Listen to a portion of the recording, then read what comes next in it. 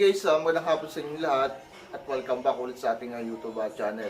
Before tayo guys mag-wiring para sa ating 3-way switch dito sa hagdanan guys, bali i-discuss ko muna sa inyo kung ano yung magiging connection natin or yung magiging diagram natin para sa ating 3-way dito sa ating hagdanan. So linawin ko lang po guys, dito sa Cavite, yung connection po natin dito is line to line connection. Ayan, so line to line.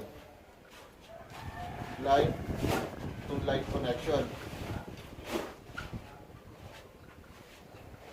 Na kung saan yung connection po rito, yung ating line 1 at yung ating line 2 is both pero meron po yung supply na 110 volts. Ngayon, ang gagawin po natin is 3-way connection po. Connection para sa ating hagdanan. Bali guys, dito po sa ating hagdanan, sa ating second floor, so may abang ako rito isang switch dito. Tsaka isang switch dito sa ibaba, kung makikita yung part na yan. Yan, so yung tinuro ko. So, dito po, meron po tayong ilaw dito, na kung saan, ang ilaw po natin is dalawa.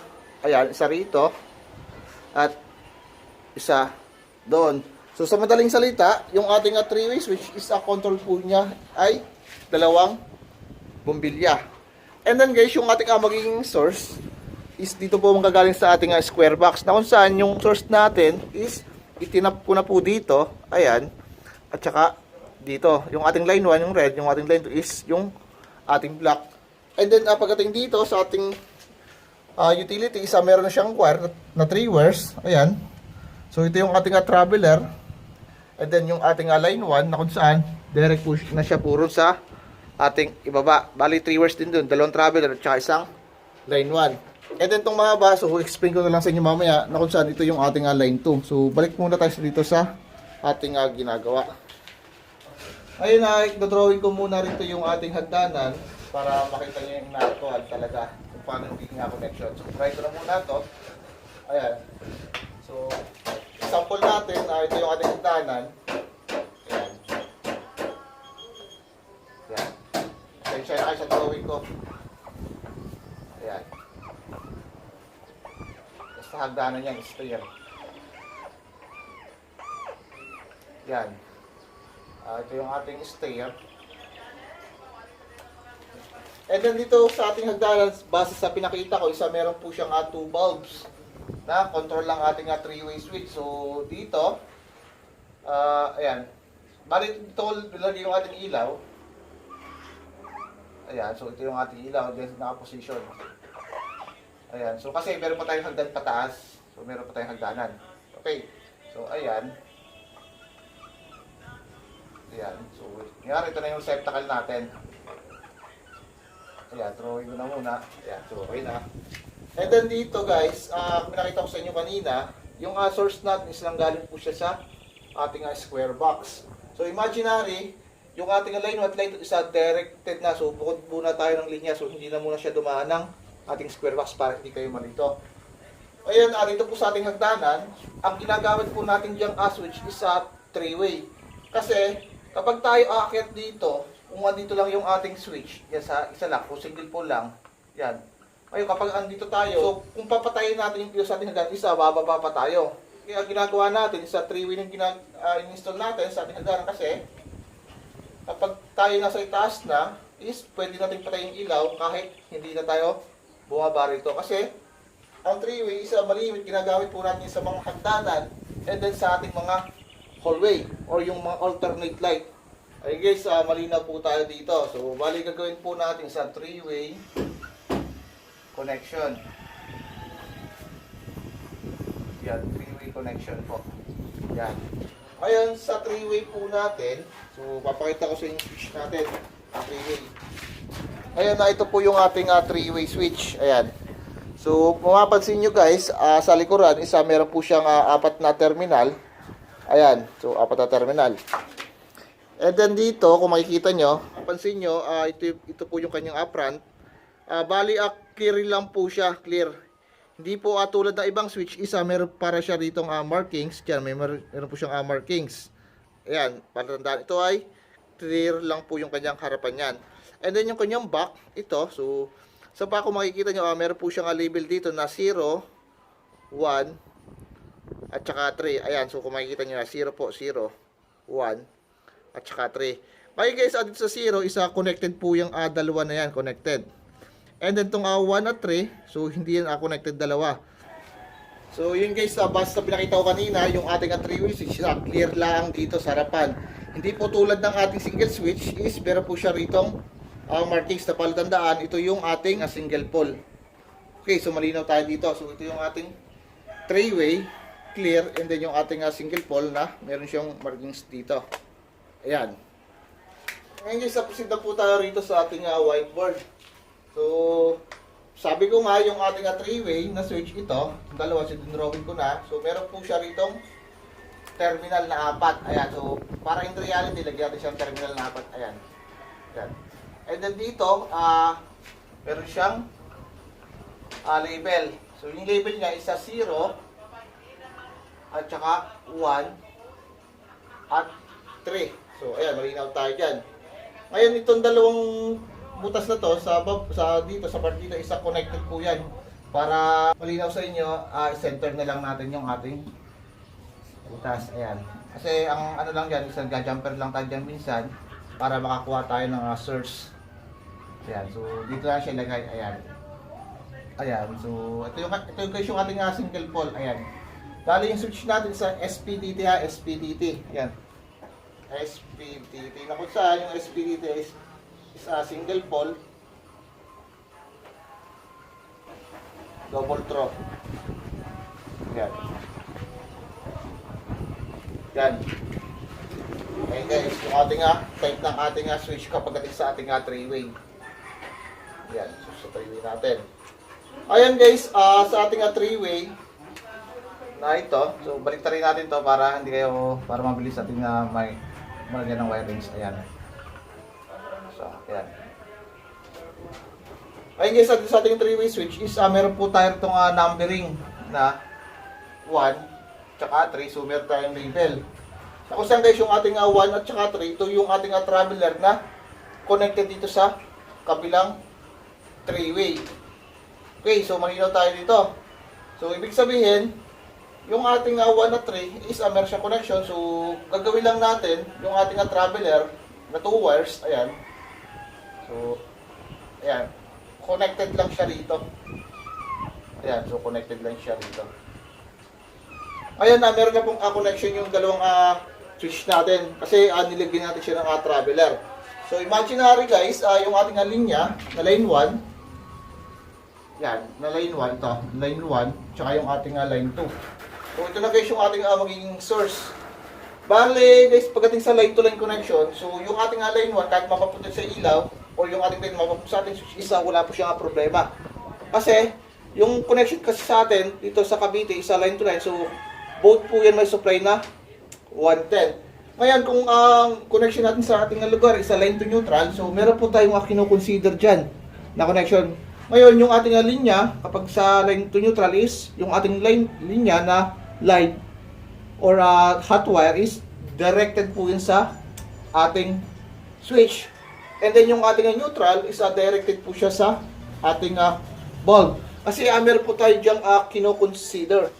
Yung ating line 1, basta sa pinakita ko sa inyo kanina, isa kulay red. Yung ating line 1 isa red. And then yung ating line 2 is black. Yan, so hindi kayo marilil dyan. Okay, matik yung ating line 1 is directed yan sa ating switch.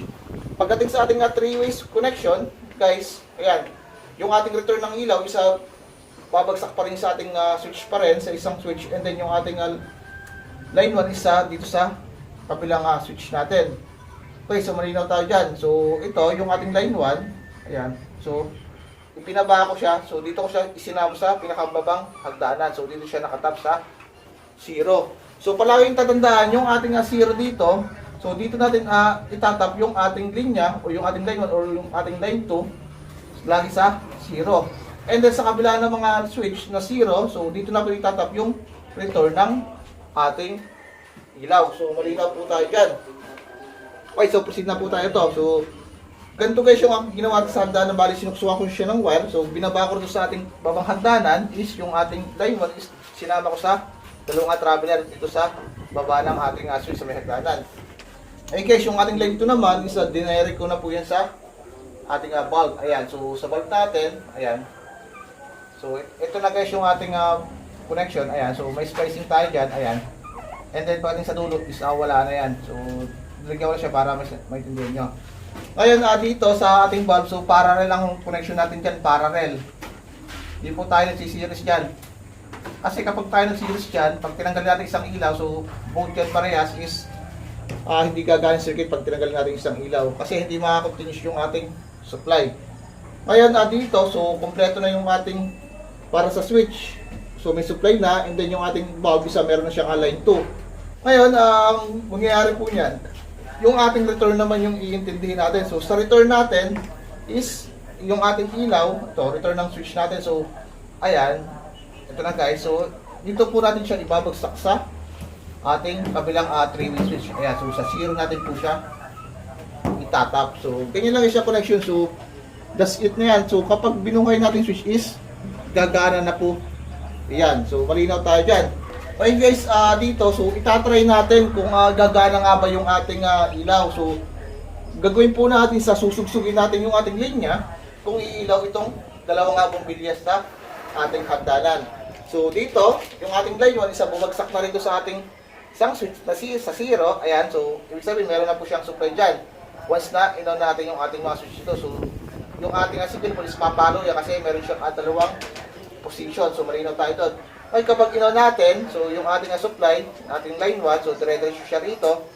Ayan, dire-diretso. Ayan, dire-diretso. So ito, yung ating traveler yung magiging daan para makapunta sa kabilang switch yung ating magiging supply.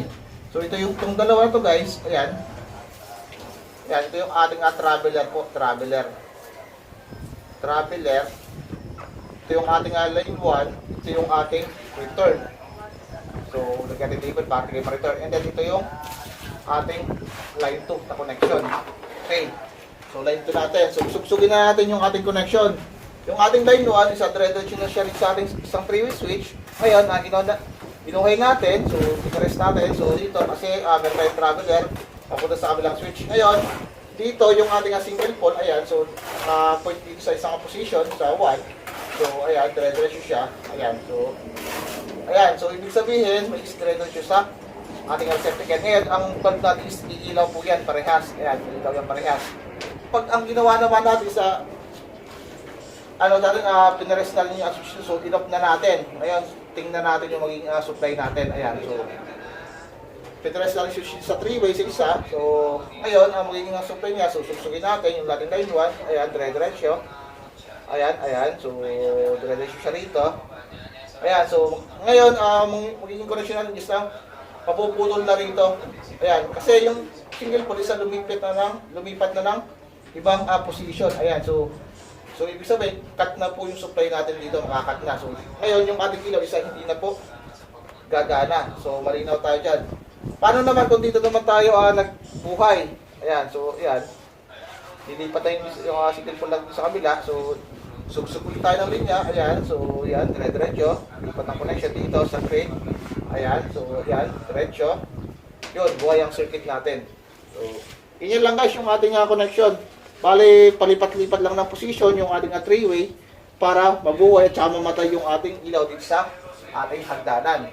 Ayan, so very basic lang po yung ating connection pagdating sa ating 3-way switch. So, tandaan nyo guys double throw po yung ginagamit natin pagdating sa ating 3-way switch. So, SPDT po yan.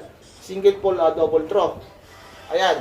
Kapag line to line connection, kahit magkabalik yung line 2 natin, sa switch at saka sa ilaw, so wala po problema yan. Ngayon, kapag dating naman sa line to neutral, so meron po tayong consider dyan, yung ating line 1 or yung ating hot wire or yung ating live wire is connected lagi yan dito sa ating switches. So, malinaw po tayo dyan. Ngayon, ang gagawin po natin is i-actual connection na po natin para makita nyo in reality. Ayun guys, samahan nyo. Ngayon, tara. So, balik guys sa actual footage na po tayo. Tinap ko na po rito yung ating linya, yung ating line 1 at yung ating line 2. And dumiretso na po siya rito sa ating utility. Ayan. Bali, itong may markings dito, yung may tape na masking tape, yung ating traveler to guys. Yung dalawang traveler natin, and then nasa ibaba na siya doon sa may part dito, sa may hagdanan. Ayan, so yung dalawang itim doon, tsaka isang pula, yung ating pula, ito yung line 1, and then yung dalawa, yung ating traveler. Ayan. Bali, sinaksukan na po natin. And then itong isa, itong tita, itong mahaba. Ayan, so ito yung ating line 2. Ayan, line 2 natin to. So, susuksok na natin.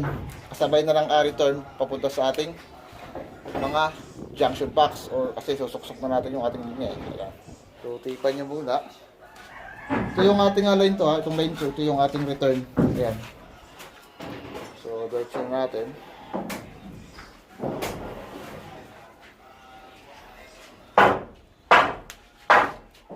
And then dito, susukan na natin ng wire muna yung ating PVC para masusukan natin ng wire. Ayan. Tupin nyo lang yung ating dulo ng ating kawad. Ayan. And then, pasok natin siya rito sa butas. Ayan. So, connected to guys sa ating dito sa ating utility sa baba. So, pinapasok lang natin. Ayan.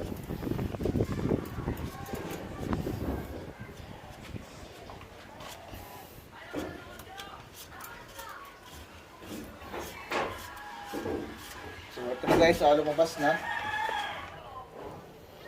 Bali na ito na siya. Ayan. So, putin lang natin. Ayan. Sabit lang natin yung rito. Ang ating kawad. Ayan. Sabit lang po natin.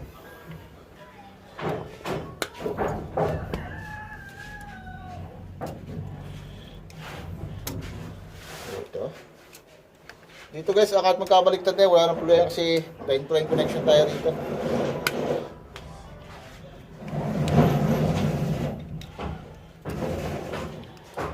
Dito, tapos hilahin natin dito.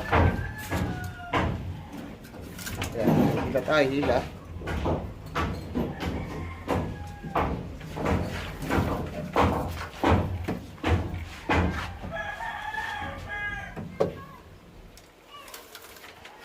Ayan guys, okay na. Ito guys, diretso pa to sa kabila. Kabila pa to.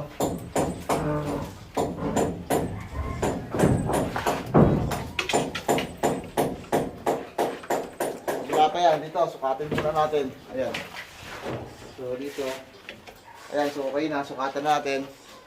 Bali, dalawa ipapasok natin dyan. Suksok ulit natin papunta sa dulo.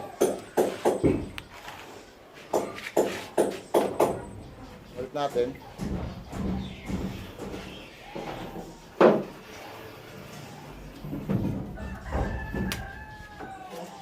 Ayan, pasok natin siya rito. Labas na yung sa kabila.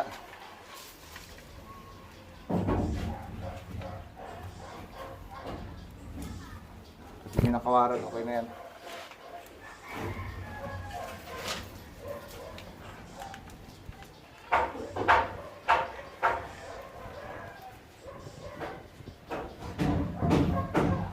So bali dito guys, maglalagay tayo ito ng lawit kasi kailangan natin ng return tsaka line 2 yung ating receptacle. Ayan. Bali ito yung ating line 2. Guys, ito yung line 2 natin na pinutol natin kanina. So kailangan ng line 2 sa kabila. Ngayon, nasasabit lang natin siya dito. Ayan. Dito. Ayan, so huwain nyo lang siya. Ayan.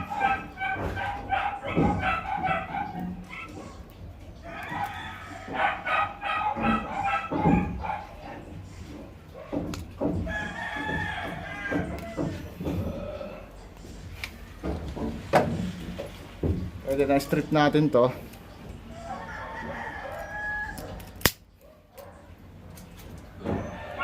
Ayan. So isabit natin dito.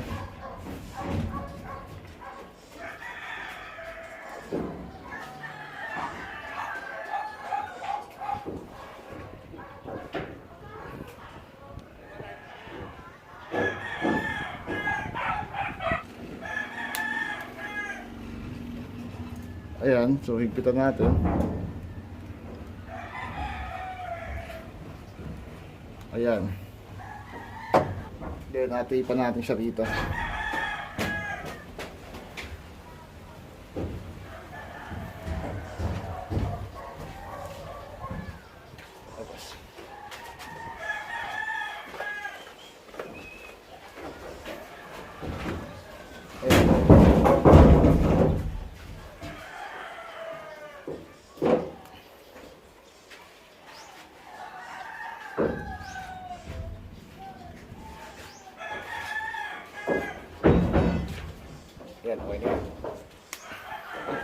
Bali guys, ito yung ating return. So sasapit lang natin yung ating linya. Ayan. So pinutol ko rito yung lating line to para maintindihan nyo, mas mabilis nyo ma-identify kung alin dito. Ayan.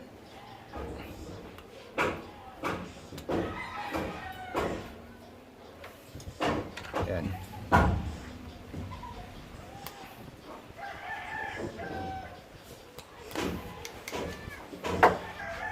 Balikan nyo. And then dito, ayan. So dito, sabit nyo na siya rito.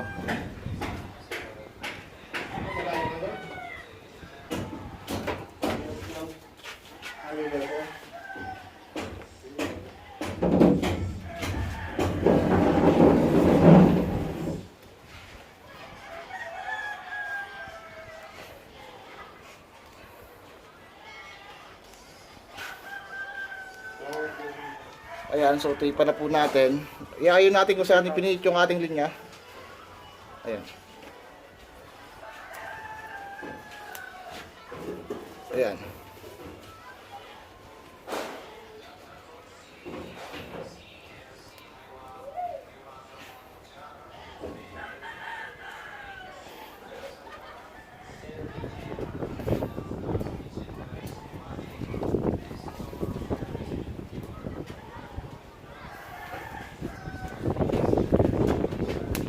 Yeah, so okay na yan. Yan, pasok na siya dito sa loob.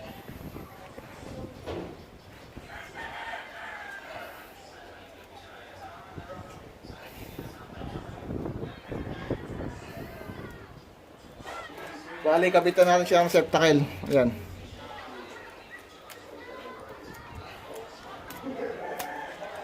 Ayan, stop nyo lang siya dyan.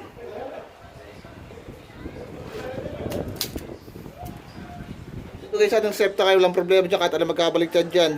Kahit magkabaliktad yung ating return tsaka yung ating line 2. Ayan, pasok nyo siya rito. Ayan.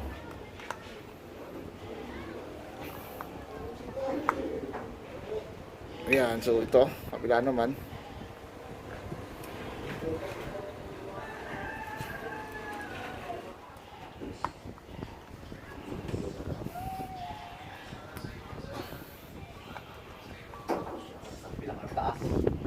Ayan, okay na guys. Ayan, so ipita lang natin.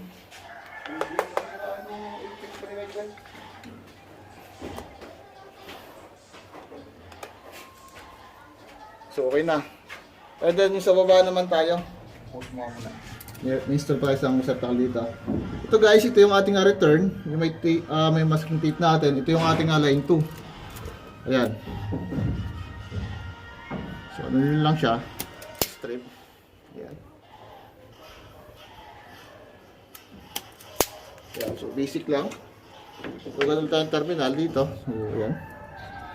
Passport dito. So, ipitan lang natin siya. Ayan. Walang kahirap-hirap. So, sobrang basic lang. Ayan. So, dito naman. Bila.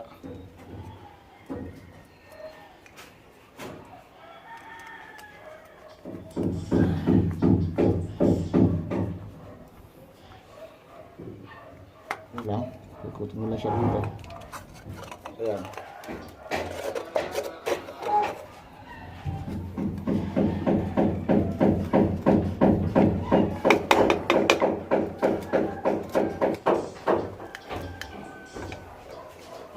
So ayan guys, okay na.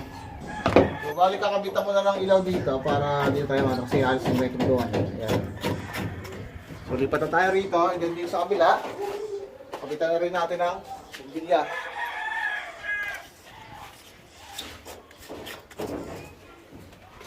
Balik guys, ay kakabit na natin yung ating switch. So ito yung ating return. Ayan. And then ito yung ating traveler. Ayan guys. So strip na natin. Strip natin na meron tayo itong strip cage sa likod ng switch. Ibig sabihin, ganito lang kahaba yung ating strip ng ating wire. Ayan. Ayan, strip natin. Ayan. Dito. Ayan. So, tatlong wire yan guys ha. Tatlong wire. Ayan. And then yung tapping natin sa likod, base kayo na sa pinaliwanag ko yung 0.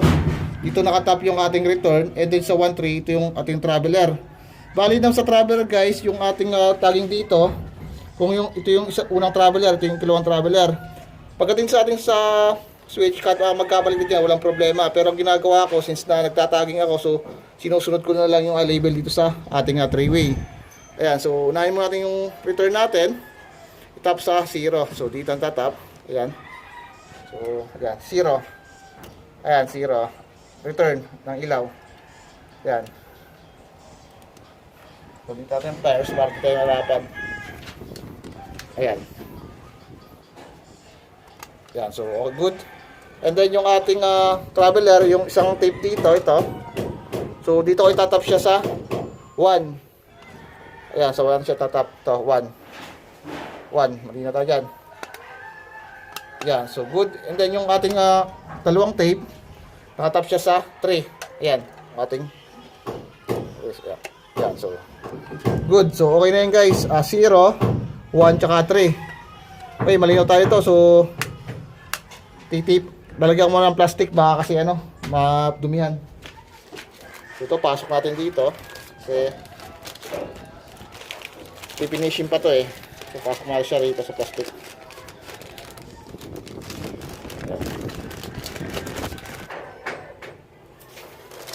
Ipat muna natin siya rito. Ayan.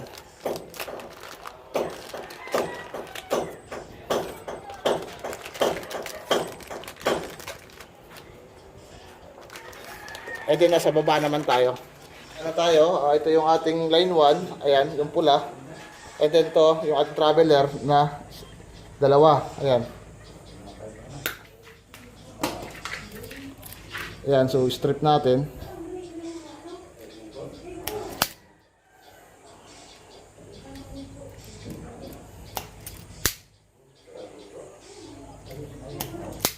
Ayan. So ganoon din guys, yung ating 0 dito. So dito nakatap yung ating line 1. Itong which is ito yung pula. Ayan, so 0. Ayan. And then yung ating traveler ito, so unahin muna natin itong sa may tape ito. Ayan, so dito tap sa number 1. So yung 1 ito. Ayan. So set to sa number 1. Ayan. Ayan.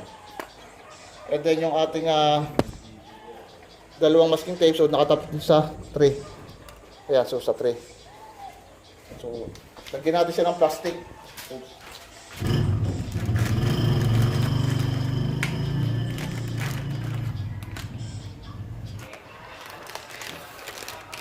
So okay na siya guys. Ngayon, taas natin yung ating breaker dito. So ito, taas na natin.